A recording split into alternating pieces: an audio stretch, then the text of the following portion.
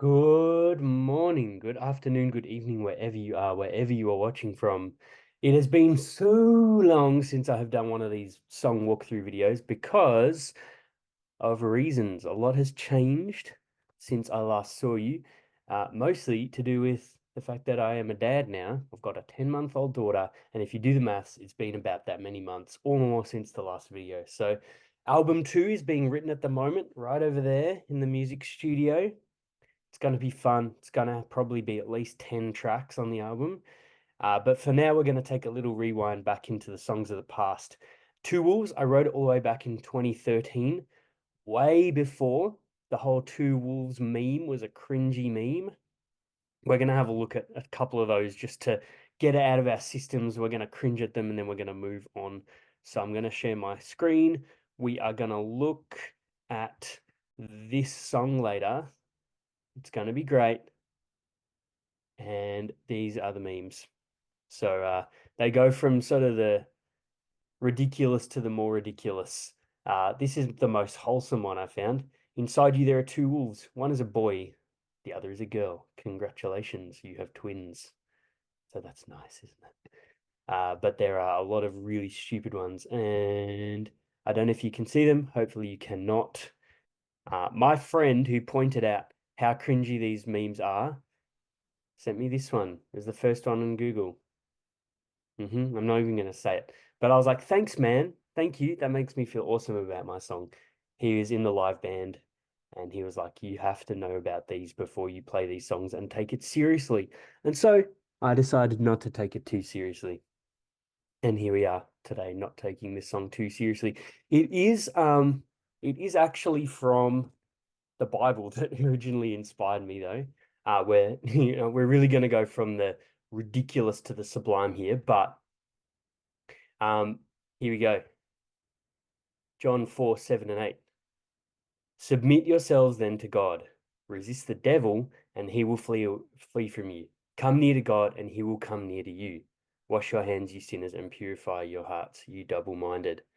Right? So, double-minded people where there's two things competing, we have a choice, right? We can go to God, feed our relationship with God. We can go to the devil, feed our relationship with the devil. And Jesus actually describes the devil as a wolf in John chapter 10. So just zooming down to here, let me find it. Here we go. The hired hand is not the shepherd and does not own the sheep. So when he sees the wolf coming, he abandons the sheep and runs away. Then the wolf attacks the flock and scatters it. The man runs away because he is a hired hand and cares nothing for the sheep. So the wolf's actually Satan in that passage. He's the one who comes in and destroys the flock. He's a bad guy. And so this song is about, like, it says in the first verse, demons, they beckon me. There's always Satan trying to devour. But then in the last verse, loving arms surround my heart.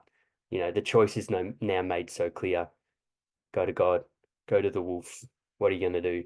That's what the song's about. I wanted it to be quite a dark feeling song musically. We go straight from happy, pretty cute laneways into super dark Two Wolf. So let's give it a listen. Nothing's too threatening just yet. And then one, two, boom. It really darkens up at that point. Now, I recorded this guitar part on my friend's old Cort guitar. Hey, Tom. His name is Benoit. You might have seen him around the place. He's got this old beaten up Cort guitar that he had when he was a teenager. And it's just got this really beaten up dark tone, which was awesome. I recorded it in his house when I was house sitting once. And I think it just sounds so thick and yum. It's probably one of my favorite acoustic guitar tones on the whole of Wild Eyes, I reckon, which is funny because it's probably the cheapest guitar. Maybe, I don't know, or maybe it was a really expensive chord. We'll have to ask Tom, see what he says. You heard the guitar, you heard some piano coming in. I think there was a comment saying the piano in Tools. Let's talk about that. So I'm going to talk about that first. It's thick, dark, it's full. It's actually two 2 takes of an acoustic piano, 2 completely different takes, both with hard panning. And what that gives us is this really thick, wide sound, which I love. And I particularly love it in the chorus. Let's see if we can find a chorus.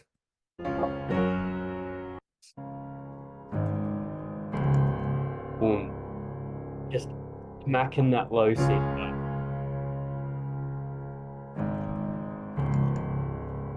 And out of context, it's funny because it sounds major.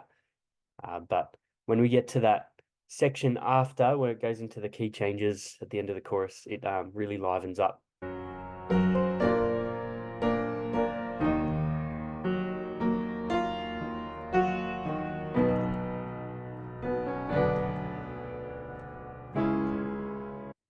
So it's a bit of a counterpoint, filling out the melody, pretty fun. Later on in the song, it gets even more hectic. It's probably completely overplayed, but hey, that's how I do it. So get over it, people who like minimalism. That's what the chorus is for.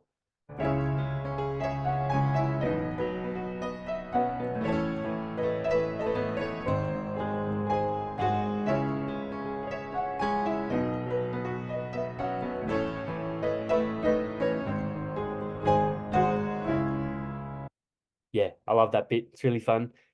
Jacob in my live band plays that beautifully. You'll have to come along to a gig and see him do it sometime. So good. So that's the piano, heaps of layering. You might notice as well that the parts between the 2 takes are slightly different at times, and that just gives it even more depth and texture. Another thing you might notice is it's actually slightly out of tune. I recorded this on a hot day ages ago. In fact, do we have the date? January 2019 is when I tracked that piano. Can see that date code in the WAV file. And it was a hot day. Piano was playing a bit out of tune, just a few cents out. And I think that kind of gives it a nice unsettled feel. A friend of mine listening to the beta recordings was like, mate, your piano's out of tune. And I was like, I like it like that. It's a dark, unsettled song. Let's get some unsettled piano. Now, right from the start, another thing that you notice is the lap steel. Now, this is just such a feature of this song. And I hit record back in who care? Do people care what date I recorded this stuff? November 2018 is when I recorded the lap steel. I just hit record and just started noodling pretty much, trying to get the wolf howling sound, but also a bit sort of yeehaw country vibes. I can't afford a pedal steel. If you'd like to give me one, if a pedal steel company wants to sponsor my YouTube channel, that would be cool. But for now, I just have pedal steel, $158 pedal, lap steel. Same one on Placebo if you watch the Placebo walkthrough. And I've had a lot of fun. It features a fair bit on Wild Eyes, especially particularly here.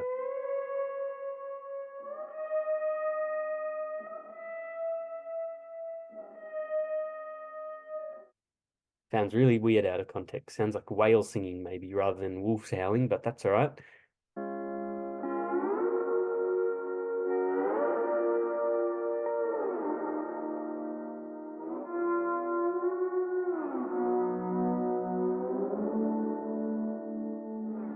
So yeah, provide some yeehaw vibes, some darkness, some wolves howling. That's what that's doing. You might notice there's sort of a kick drum sound the whole way through. It doesn't really stop, and there's no other drums. That is such a fun little thing. Let's listen to it by itself. It'll probably sound very silly, but whatever. Pop, pop, pop, pop. I don't know how well you can hear that. You can crank up your subwoofer, or you're listening to that through your Dr. Dre beats, then that's going to be fat. That is, I'll get it. Give me 1 second. That is a hockey puck that I bought from a dude in Sydney who turns hockey pucks into stomp boxes, and it is the fattest stomp box I've ever heard in my life. That's almost no processing. There's just a bit of compression and EQ.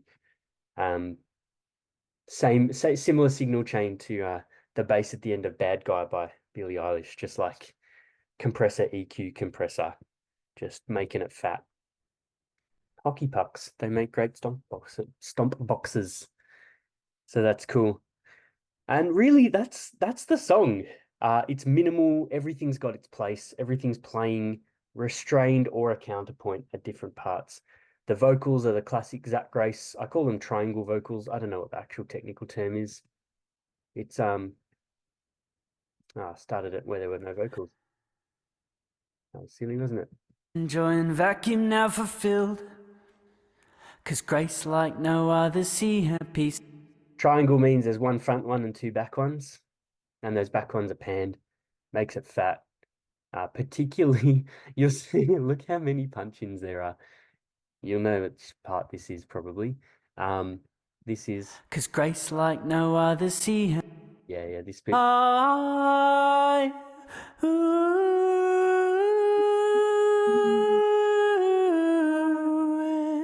but All right, that wasn't even as embarrassing as I thought it might have been. But yeah, some nice triangulated falsetto there. When I played it to Tom in the car before it was released, and I was like, "Hey man, this is your Cort guitar," and he was like, "Wow, that's some falsetto." And I was like, "Yeah, but it's your guitar." And he was like, "The falsetto, brave." And when someone says you've done something brave in a song, you're like, "Oh, that's probably bad," but I don't mind it. If you think it's rubbish, then you're probably right. But I like it. And anyway, that's Two Wolves. That's pretty much the whole song. It kind of ends on a